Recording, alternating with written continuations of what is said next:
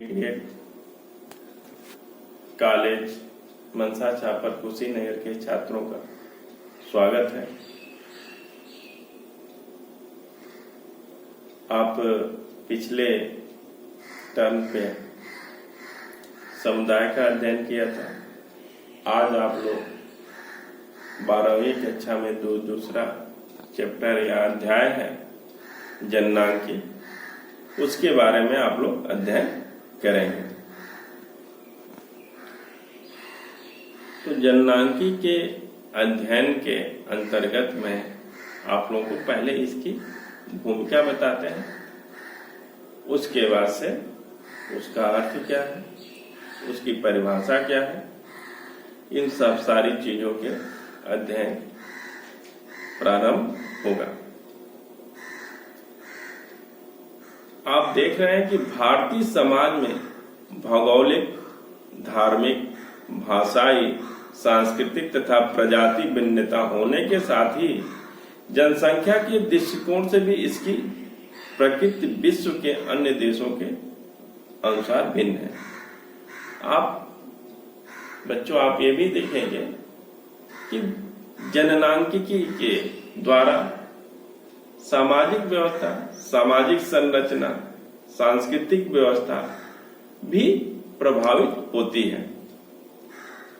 आप पूरे भारत के भौगोलिक दृष्टिकोण का आप अवलोकन करेंगे तो यह पाएंगे कि कहीं पे जनसंख्या अधिक है, कहीं पे जनसंख्या कम है, कहीं पे जनसंख्या घनत्व अधिक है, कहीं पे जनसंख्या घनत्व कम है। किसी स्टेट में जनसंख्या की जन्म दर अधिक है, किसी स्टेट में जनसंख्या की जन्म दर कम है, कहीं पे मृत्यु दर अधिक है, कहीं पे मृत्यु दर कम है। आप लिंगानुपात का भी देखेंगे तो किसी स्टेट में ज्यादा है, किसी स्टेट में कम है। कहने का तात्पर्य यह कि जननांकी व्यवस्था या जनसंख्या संबंधी विवरण सामाजिक व्यवस्था को भी प्रभावित कर रही है। इसीलिए यहाँ पे प्रोफेसर डेविस ने लिखा है कि या कहा है कि एक विज्ञान के रूप में जननांकी का उद्देश्य केवल जनसंख्या के घनत्व के रूप में जननांकी के उद्देश्य जनसंख्या के घनत्व के रूप में जन्म दर, मृत्यु दर अथवा आयु और लिंग के अनुपात को समझ लेना ही पर्याप्त नहीं है, बल्कि यह जानना अधिक जरूरी है कि जनसंख्या संबंधी विशेषताएं किस तरह से समाज की सामाजिक व्यवस्था, सामाजिक संगठन को प्रभावित करती है। तो ये इसकी भूमिका है कि किस तरह से जनसंख्या संबंधी विवरण या वितरण सामाजिक व्यवस्था, सामाजिक संरचना आदि को प्रभावित कर रहा है। अगर जननांकी का हम अर्थ देखें तो शाब्दिक अर्थों में यह कहा जा सकता है कि जननांकी का तात्पर्य ज्ञान की इस शाखा से है जिसके द्वारा जनसंख्या के आकार, जनसंख्या संबंधी विशेषताओं और इन विशेषताओं में होने वाले परिवर्तन को अध्ययन किया जाता है। ठीक है। और आप देखेंगे कि जननांकी शब्द का सबसे पहले प्रयोग सन 1855 में गुइलार्ड ने किया है। इसके बाद से आप देखेंगे कि जननांकी जो अंग्रेजी भाषा के डेमोग्राफी का रूपांतरण है, और डेमोग्राफी दो शब्दों से मिलकर बना है, पहला डेमस, दूसरा ग्राफी। डेमस का अर्थ होता है जनसंख्या और ग्राफी का अर्थ होता है विवरण। तो ये कहा जा सकता है कि डेमोग्राफी वह विज्ञान है जो एक विवरण के रूप में जनसंख्या संबंधी विशेषताओं को स्पष्ट करता है। जननांकी वह विज्ञान है जो एक विवरण के रूप में जनसंख्या संबंधी विशेषताओं को स्पष्ट करता है। आप ये देखें कि 1855 ईस्वी में सबसे पहले जो टर्म दिया है गुइलार्ड ने दिया है, मगर 1862 में जॉन ग्रांट ने जननांकी का विस्तृत अध्ययन करना प्रारंभ किया। वैसे जननांकी के फादर या माल्थस को जननांकी का पिता कहा जाता है, तो जननांकी का पिता माल्थस को कहा जाता है। फिर आप ये देखेंगे कि जो विभिन्न समाजशास्त्रियों ने जननांकी को डिफाइन करने के लिए विभिन्न परिभाषाओं का प्रयोग किया है। इसमें महत्वपूर्ण जो परिभाषा सोरोकिन की है, उन्होंने लिखा है कि जननांकी वह विज्ञान है जो किसी समाज की जनसंख्या के आकार, घनत्व तथा इसमें होने वाले वृद्धि अथवा कमी से संबंधित परिवर्तनों को स्पष्ट करता है। सोरोकिन ने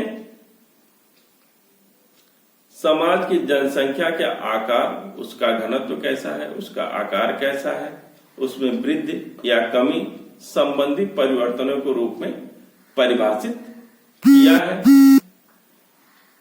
बर्कले के अनुसार जननांकी में हम जनसंख्या के आकार, उसकी संरचना, घनत्व, विवरण, समयानुसार परिवर्तन, उनके कारणों का अध्ययन किया जाता है। मीन्स जो सोरोकिन ने कहा है वही बात बर्कले ने भी कहा है। और आप देखेंगे कि संयुक्त राष्ट्र के शब्दकोश में जननांकी का भी लगभग उसी तरह से परिभाषित किया गया है। संयुक्त राष्ट्र संघ द्वारा प्रकाशित जनसंख्या शब्दकोश में लिखा गया है कि जननांकी मानव जनसंख्या का वैज्ञानिक अध्ययन है, जिसमें मुख्य रूप से जनसंख्या के आकार, उसकी संरचना और विकास का विवरण किया जाता है। तो जो संयुक्त राष्ट्र संघ का शब्दकोश है, उसमें भी जनसंख्या के आकार, उसकी संरचना और उसके विकास के बारे में लिखा गया है। अगर हमको जननांकी को समझना है तो हम उसको 3 बिंदुओं या 3 टॉपिकों पे हम आप समझ सकते हैं। इसको 3 पार्टों में बांटा जाए तो आप देखेंगे कि जननांकी संरचना, जननांकी प्रक्रियाएं और जननांकी की सामाजिक जननांकी। यहां पे देखिए जननांकी 3 बिंदुओं पे बांटा जा रहा है। जननांकी संरचना, जननांकी की प्रक्रियाएं और सामाजिक जननांकी। जननांकी संरचना के अंतर्गत आप देखेंगे किसी भी समाज में जनसंख्या के आकार क्या है, विभिन्न क्षेत्रों में जनसंख्या की विशेषता क्या है, स्त्री पुरुषों का अनुपात कैसा है, जनसंख्या का घनत्व क्या है, ग्रामीण जनसंख्या कितनी है, नगरीय जनसंख्या कितनी है। मतलब केवल आप जननांकी या उसके आकार, जनसंख्या, मृत्यु आकार का, उसके लिंगानुपात का और जनसंख्या के घनत्व का अध्ययन आप जननांकी संरचना के अंतर्गत करते हैं। दूसरा पॉइंट यह है कि जननांकी प्रक्रियाएं। जननांकी प्रक्रियाओं के अंतर्गत जनसंख्या में होने वाले परिवर्तनों को जन्म दर, मृत्यु दर और प्रवास संबंधी विशेषताओं का अध्ययन किया जाता है। जो तीसरा पॉइंट है सामाजिक जननांकी, जो महत्वपूर्ण पॉइंट है समाजशास्त्रीय दृष्टिकोण से, इसके अंतर्गत जनसंख्या किस तरह से सामाजिक, सांस्कृतिक और आर्थिक व्यवस्था को प्रभावित करती है उसका अध्ययन किया जाता है।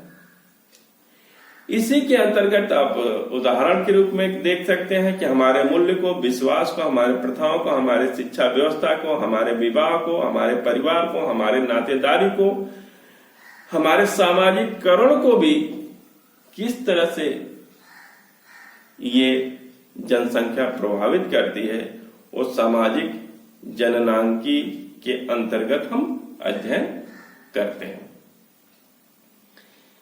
बच्चों, चूंकि मेरे पास इस समय लॉकडाउन के कारण ब्लैक बोर्ड की व्यवस्था नहीं हो पा रही है, नहीं तो मैं कभी भी क्लास में बैठ के नहीं पढ़ाता हूं, आप लोग जैसा कि जानते हैं, इसलिए मुझे बैठ के पढ़ाना पड़ रहा है। फिर भी अल्प संसाधनों में ही आपको बेहतर देने का मैं प्रयास करता हूं। आप लोग कंठस्थ होकर चीजों को सुने और बार बार वीडियो क्लिप को रिवाइज करें और महत्वपूर्ण चीजों को नोट करते रहें। तो हम लोग यहां देखे हैं कि जननांकी को 3 पॉइंटों के अंतर्गत कैसे अध्ययन करना है, और आगे हम देखेंगे कि जननांकी का अध्ययन क्यों आवश्यक है। तो यहां पे एडॉल्फ कॉस्टे हैं, उन्होंने कहा कि समाज में होने वाले सभी परिवर्तनों को समझने के लिए जनसंख्या संबंधी विशेषताओं को समझना सबसे अधिक जरूरी है।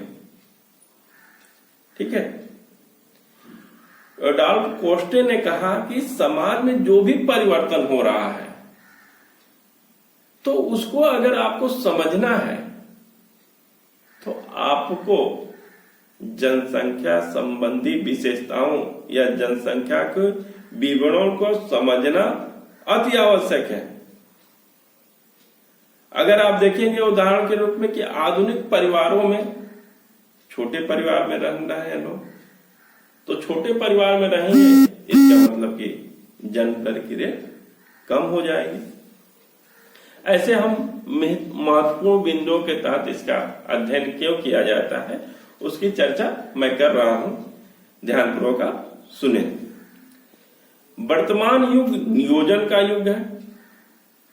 कोई भी देश अपनी जनसंख्या के विभिन्न क्षेत्रों में जनसंख्या के घनत्व, जन्म दर, मृत्यु दर, प्रवास की दर, लिंगानुपात समझे बिना सही कार्यक्रम को लॉन्च नहीं कर सकता है।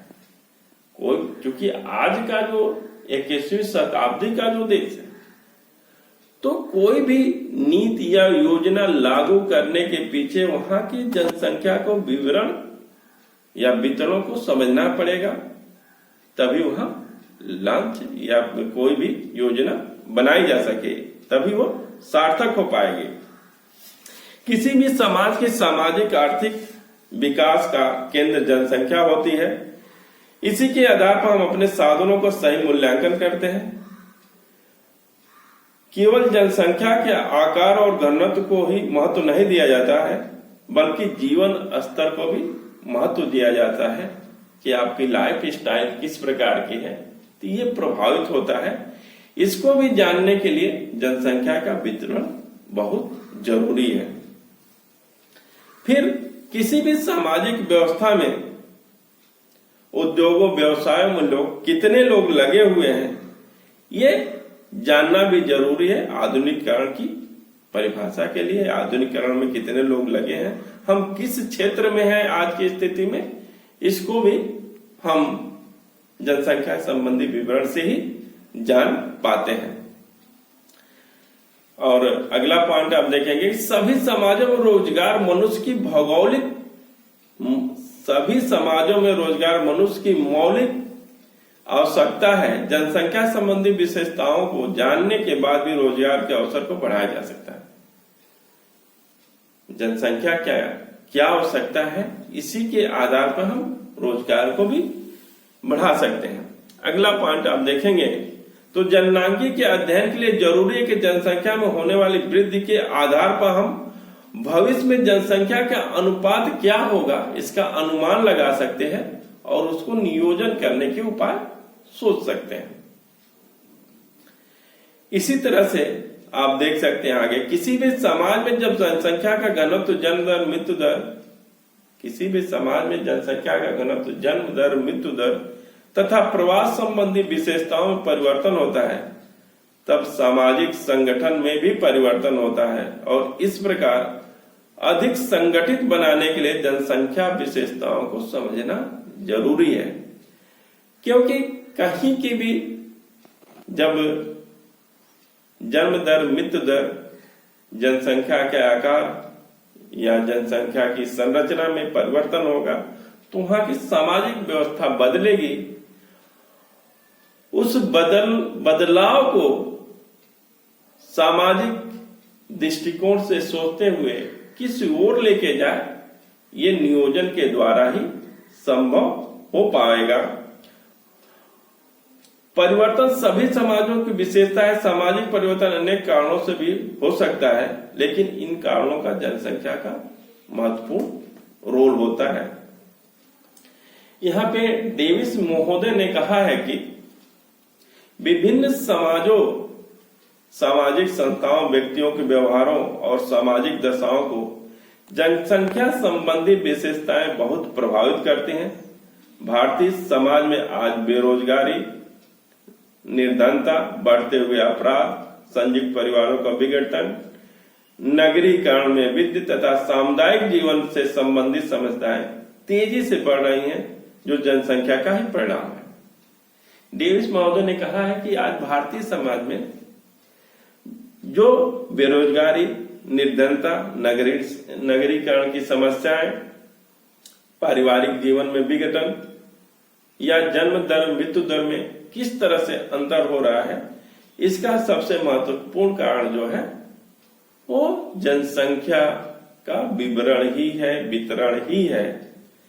कहने का तात्पर्य बच्चों कि समाजशास्त्र में जननांकी को एक उसका पाठ के रूप में चला जाता है, देखा जाता है, क्योंकि जननांकी बहुत हद तक आपकी या भारतीय देश की या किसी भी देश की वहां की सामाजिक व्यवस्था, धार्मिक व्यवस्था, राजनीतिक व्यवस्था, आर्थिक व्यवस्था को बहुत ज्यादा ही प्रभावित करती है, जो कि सामाजिक परिवर्तन किसी भी कारण से हो सकता है।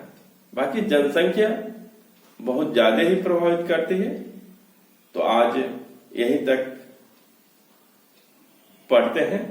अगले अध्याय में हम जनसंख्या संबंधी सिद्धांतों का व्याख्या किया जाएगा और समझा जाएगा कि जनसंख्या किस अनुपात में, क्यों, कैसे, कब बढ़ती है, कब घटती है और कब धीरे धीरे पीछे होने लगती है, माइनस में भी जनसंख्या आने लगती है। इन सारी चीजों का अध्ययन हम लोग अगले वीडियो क्लिप में या अगले क्लास में किया जाएगा।